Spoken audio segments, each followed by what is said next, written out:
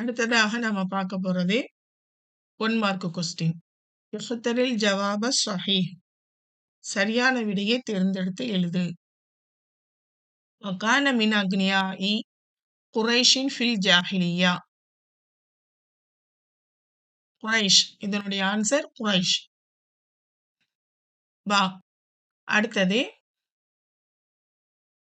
இதனுடைய பொருள் என்னன்னா, அறியாமை காலத்தில் குறைஷி வம்சத்தில் செல்வந்தர்களில் நின்றும் ஒருவராக இருந்தார். புரியுதா? அடுத்தது 2. அபூபக்கர் சித்திக் ஹுவ அவ்வலு ஹுலஃபாய் ராஷிதீன். இதனுடைய ஆன்சர் அவ்வலு.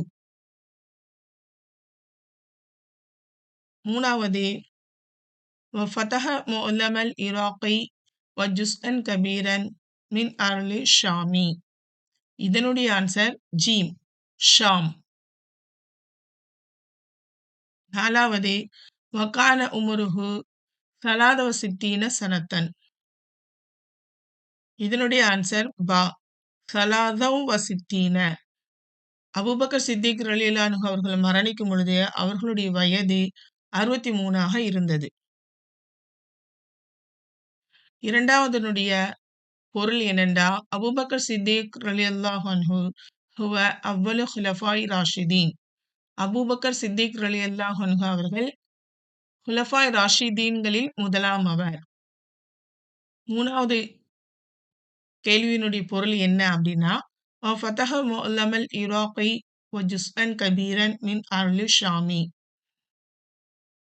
அபூபக்கர் சித்திக் ரலியல்லாஹு அன்ஹு அவர்களுடைய ஆட்சி காலத்துல இஸ்லாம் பெரும்பாலான பகுதிகளை பரவுச்சு. நிறைய பகுதிகளில் அவங்க வெற்றி அடைந்தார்கள். அதுல ஈராக்ல பெரும்பகுதி, ஷாம்ல 2 நாடுகளிலே பெரும்பகுதியான இடங்களை வெற்றி பெற்றார்கள். இஸ்லாம் பரவியது. அதுதான் இதனுடைய பொருள். அஸ்ஸலாமு அலைக்கும்.